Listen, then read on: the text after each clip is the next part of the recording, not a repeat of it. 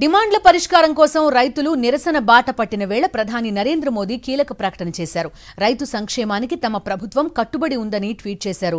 చెరుకు పంటకు గిట్టుబాటు ధర పెంచుతూ కేంద్ర కేబినెట్ తీసుకున్న నిర్ణయం చరిత్రాత్మకమని పేర్కొన్నారు.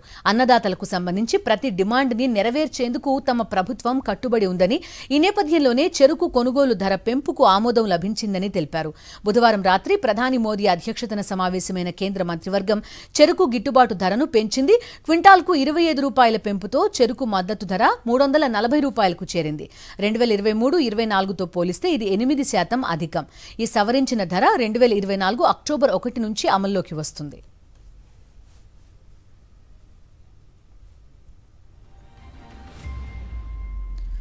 మరోవైపు డిమాండ్ల పరిష్కారం కోసం రైతు సంఘాలు పిలుపునిచ్చిన ఢిల్లీ చలో ఉద్యమానికి 2 రోజులు బ్రేక్ పడింది.